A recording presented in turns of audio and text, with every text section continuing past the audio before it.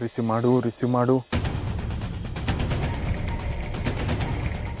Hello ಯುಕ್ತ, ನಿಮ್ಮ ಮನೆ ಹಿಂದ್ಗಡೆ ಇದ್ದೀನಿ, ಯಾರಿಗೂ ಗೊತ್ತಾಗೋದು ಬೇಡ, ನಿಧಾನಕ್ಕೆ ಹೊರಗಡೆ ಬಾ, ಮಾತಾಡೋಣ.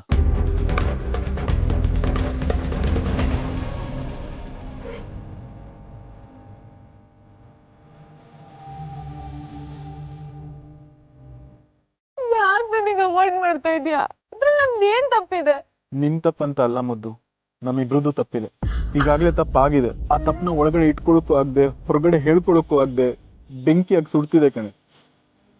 ಈಗ ನಮ್ಮನ್ನ ಇಲ್ಲಿ ಯಾರಾದ್ರೂ ನೋಡಿದ್ರೆ ಅದು ದೊಡ್ಡ ಪ್ರಾಬ್ಲಮ್ ಆಗುತ್ತೆ. ತುಂಬಾ ಭಯ ಆಗ್ತಿದೆ ಕಣ.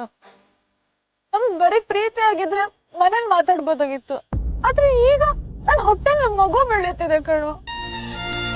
ಮನೆಯವ್ರಿಗೆ ಹೇಗ್ ಮುಖ ತೋರಿಸ್ಲಿ? ಅದೇ ಭಯ ನನ್ನೂ ಕಾಡ್ತಿದೆ ಮುದ್ದು. ಎಲ್ಲಿ ನಿನ್ನ ಕಳ್ಕೊಂಡ್ಬಿಡ್ತೀನೋ, ಎಲ್ಲಿ ನೀನ್ ನನ್ನಿಂದ ದೂರ ಆಗ್ಬಿಡ್ತೀಯೋ ಅಂತ ಅನ್ನಿಸ್ತಿದೆ. ಬಡವ್ರ ಪ್ರೀತಿ ಮಾಡೋದೇ ತಪ್ಪು, ಅದರಲ್ಲೂ ಶ್ರೀಮಂತರ ಮನೆ ಮಕ್ಕಳನ್ನ ಪ್ರೀತಿ ಮಾಡಿದ್ರೆ ಅದಿನ್ನೂ ದೊಡ್ಡ ತಪ್ಪು. ಈಗ ತಪ್ಪು ಮಾಡ್ಬಿಟ್ಟಿದೀವಿ, ಆ ತಪ್ಪನ್ನ ನಾವೇ ಸರಿ ಮಾಡ್ಬೇಕು. ನಾನ್ ನಿನ್ ಬಿಟ್ ಬೇರೆ ಯಾರ ಹತ್ರನೂ ತಲೆ ಕಟ್ಸ್ಕೊಳಲ್ಲ.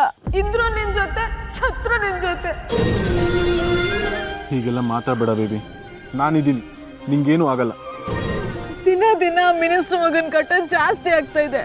ನಂಗೆ ಏನ್ ಮಾಡ್ಬೇಕು ಅಂತಾನೆ ಗೊತ್ತಾಗ್ತಾ ಇಲ್ಲ. ಅವನ್ ಕಾಲ್ಸ್ನ ಅವಾಯ್ಡ್ ಮಾಡೋದ್ ತುಂಬಾ ಕಷ್ಟ ಕಣೋ. ಮನೆಯವ್ರ ಹತ್ರ ಏನಾದ್ರು ಮಾತಾಡ್ದ್ಯಾ? ಮಾತಾಡಕ್ ತುಂಬಾನೇ ಟ್ರೈ ಮಾಡಿದೀನಿ, ಅವಕಾಶನೇ ಸಿಗ್ತಾ ಇಲ್ಲ. ತುಂಬಾ ಭಯ ಆಗ್ತಿದೆ ಕಣೋ.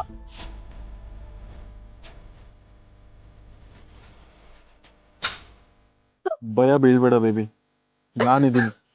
ನಿನ್ನ ಆರೋಗ್ಯ ನೀನ್ ನೋಡ್ಕೊ, ಏನೇನೋ ಯೋಚನೆ ಮಾಡಬೇಡ. ಹುಷಾರು, ಎಲ್ಲ ಸರಿ ಹೋಗುತ್ತೆ. ಏನಾದ್ರೂ ಪರಿಹಾರ ಸಿಗುತ್ತೆ.